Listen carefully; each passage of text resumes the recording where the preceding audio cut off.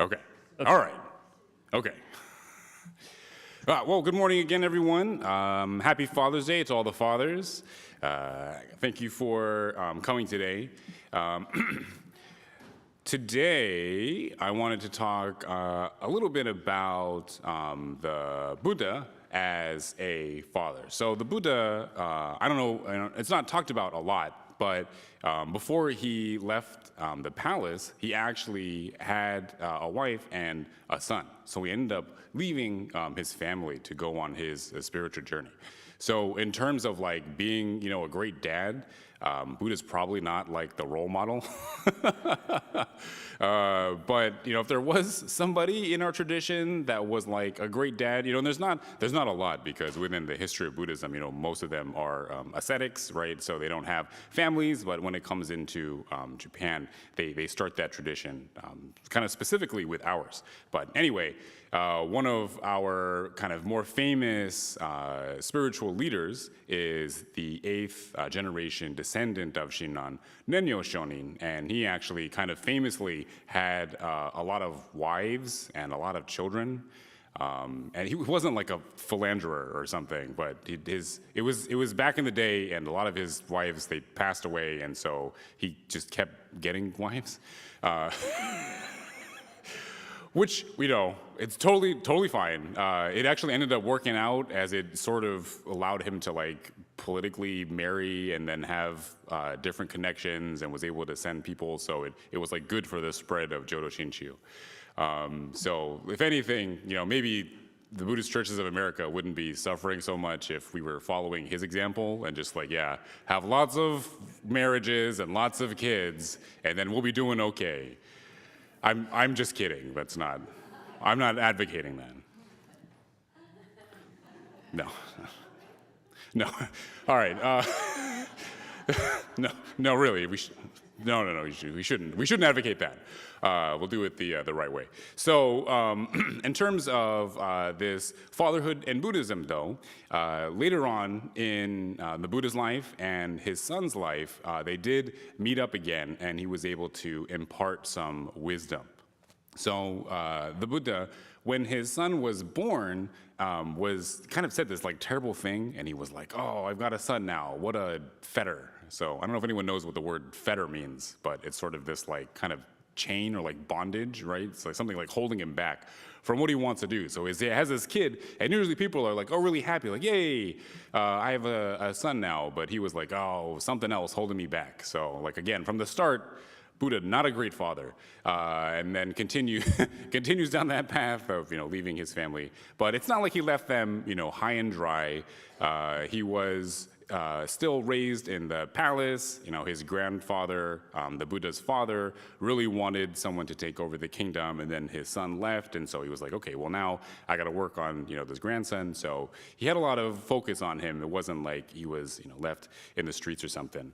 Either way, the son grows up and hears about his father, and then eventually meets him as a child. So as the story goes, this young boy, his name is Rahula. So Rahula was sort of a prankster, I guess, and people would come from all over to come see his father, the Buddha. And when they would come, they would say, "Oh, is he in right now?" And Rahula would say, "No, he's not," even though he was there.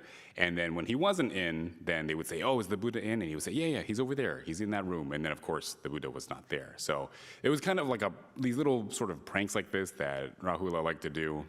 And the Buddha ended up admonishing him for it in one of these sutras. So he was telling him that you shouldn't tell lies to people, deliberately, and especially without any kind of shame in doing it.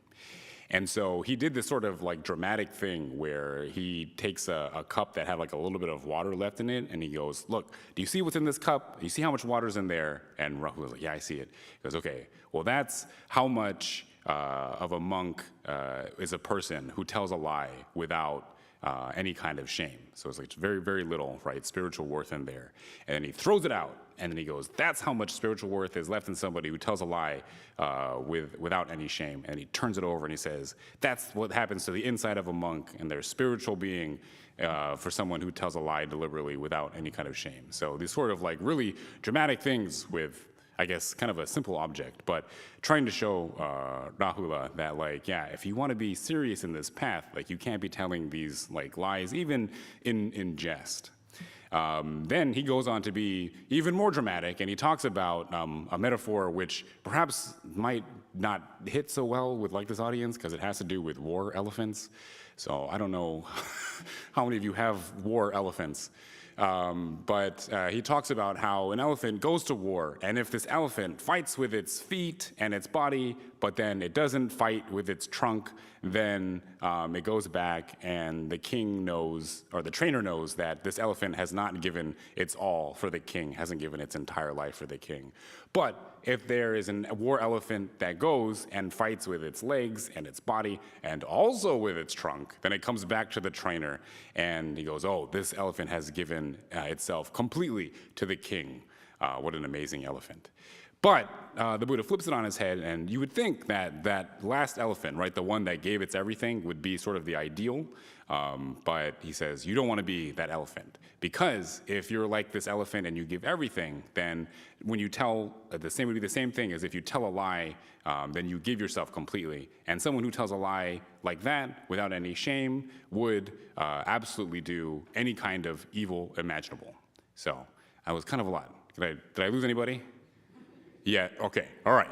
So the elephant that gives himself completely, right, using the trunk, not even protecting its own trunk, but giving its trunk to the king, would be like someone who tells a lie, and because they tell a lie and they have no shame, then there's no depths of the kind of evil that they would commit.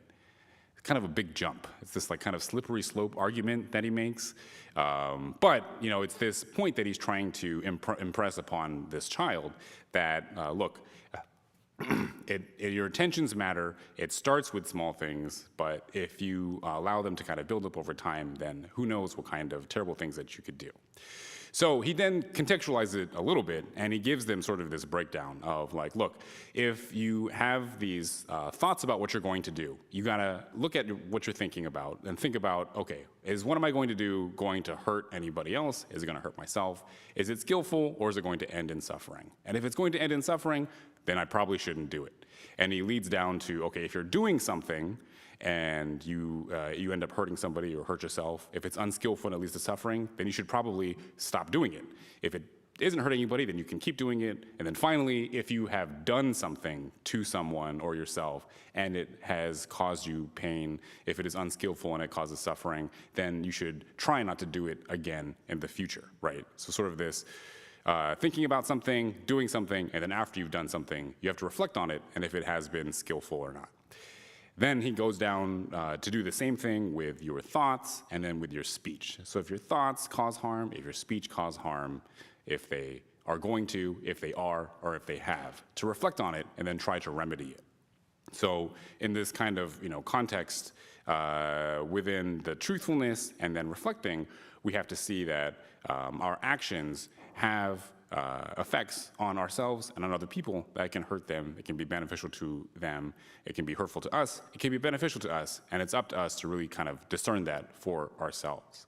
So that was the context of why it's important for us to be honest, to be truthful, and he's trying to lead his son down this path. Okay. Everybody okay so far? Yeah? All right. Okay. We'll keep going. So this idea of having like shame when you do something bad is important within the context of our society, of course, but it's also brought up within the form of Buddhism that we practice, Jodo Shinshu, because there was sort of an argument within about how we're supposed to realize that we're all these imperfect beings. So we talk about how we're imperfect, how we can't go down the same path as the Buddha, that we can't attain enlightenment in this lifetime. However, understanding that, it doesn't give us this license to just do whatever we want, right? So it's like, okay, well, I'm imperfect, so what does it matter that I tell a lie? What does it matter that I hurt other people? It's actually important for us to recognize that that isn't a good thing to do, and we should have some kind of shame or remorse about that. And if we don't, then we're going down the wrong path. But let's see, all right. I've been doing a lot of sort of, I don't know, metaphysical, like explanation, lecture kind of stuff. But I'll try to kind of connect it to like life a little bit. is that Lori's giving me the, it's about time. Okay. So connecting this all to, being a father. So I wanted to give an explanation about that sutra because that was what the Buddha told his son. And now we can say that he didn't have any kind of favoritism because there's another story about how during a rainstorm, one of the other monks took Rahula's spot. And so he was forced to get out of the rain by going into a bathroom to sleep. And not a nice bathroom, but back in the day, bathrooms like an outhouse. And so the Buddha comes to check on him and goes, who's in there? Is that you, Rahula? And he goes, who's in there? And Rahula says, it's me, Rahula. And he goes, I see. And then he leaves. So it's not like he does anything nice, oh no, I'm so sorry, or you should find somebody. He's like, all right, okay, that's too bad for you. But anyway, he gave this teaching to his son, and we kind of revere it because as a father to son, we think that he gave probably the best or most clear or most important aspects of Buddhism to his son to follow. So we should kind of revere it in that sense and take hold of it and really incorporate it into our lives. But anyway, for myself, being a father has been probably the hardest thing I've ever done because you never stop being a father. You always have to be aware of it. And it kind of catches me in kind of the funniest instances. So our daughter, as most children do when they're very young, they can't drink out of a regular cup, right? They need a straw or a sippy cup, starts with a bottle.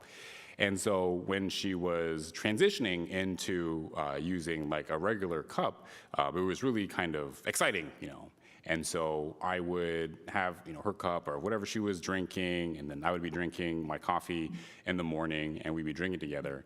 And one day, my wife and I, we noticed our daughter that she would drink whatever she was drinking. She'd drink out of her cup, and then she'd put it down, and she would go, I'm I wonder where she picked that up from. And then, I drank some of my coffee, and of course, I put my cup down, and I go, My wife goes, it's you. You're the one that's doing it. That's where she's getting it from. So it made me recognize, she's noticing, everything that I'm doing, and the things that I don't even recognize that I'm doing. And so it made me see that, I have to really pay attention to the different things that I'm saying, that what I'm doing, because even if I don't see it, right, she sees it, and she's picking it up, and she's learning from what I'm doing. So I had to be really aware. And kind of going down this vein of, being truthful or honest, one of the things that it's also important for us to recognize is that it's not so much that we can't make mistakes, that we can't hurt others, we can't hurt ourselves, right? The Buddha didn't say, you can't do that, right? You shouldn't do that. I mean, obviously you shouldn't, but more important than not hurting others is recognizing when you do and trying to do something about it. Right? So inevitably, we're going to mess up on our path. We're going to hurt others, and that's okay. Not necessarily because you should be doing it, but it's okay in that we err because we're human. And so, rather than getting bogged down by that, trying to remedy it in some way, not letting it happen in the future, apologizing. And so that's something too that I'm trying to impart on my children. And it comes up, right, in different ways too, where I'm actually quite forgetful in a lot of things. And it's tough too in the morning when you're trying to get everything, for your kids, and you're trying to get out the door, and you're always running against the clock. And my daughter, she's very kind, and she'll draw stuff, and she wants to give these nice notes to her teacher at preschool, which I think is very sweet. But a lot of times she'll be like, okay, Dad, we're gonna take this. We're gonna get in the car and bring it to school. Okay, all right. And then I pack up everything, and inevitably I forget what she wants to bring. And so I tell her, she's like, we get to preschool, and she's like, okay, do you have my drawing? And I say, no, I forgot it at home. And she goes, oh, that's okay. Next time we'll write something down to tell you, to remind you to bring it. Because my wife, being very good to me, very sweet, she'll write these little Post-it notes like, oh, don't forget, your lunch for today. So my daughter knows that, and so she'll tell me okay, next time we'll write something down, and you remember to bring it. It's okay. But again, she's learning these things from watching her mom, by watching me, seeing how I react when I forget something or when I make a mistake, and how she responds. Hopefully, is how I respond, where it's like, it's okay, we'll do it next time. And maybe she gets that more from her mom than from me. But again, this idea of being truthful, of being honest, and being able to admit our mistakes, admit our flaws, is one of the central aspects of Buddhism, that we're always trying to work towards this version of us that's better. Not necessarily that's going to be perfect, but always continuing down this path. So for this Father's Day, hopefully we can take sort of a lesson from Buddha, not necessarily in his leaving of his family, but rather in understanding how all of us can continue to learn from our mistakes, being honest with ourselves, so that eventually we can lead not just our own being, but the future generations down the right path. Please join me in Gassho. Namo Amida Butsu. Namo Amida Butsu. Namo Amida Butsu. Namo Amida Butsu.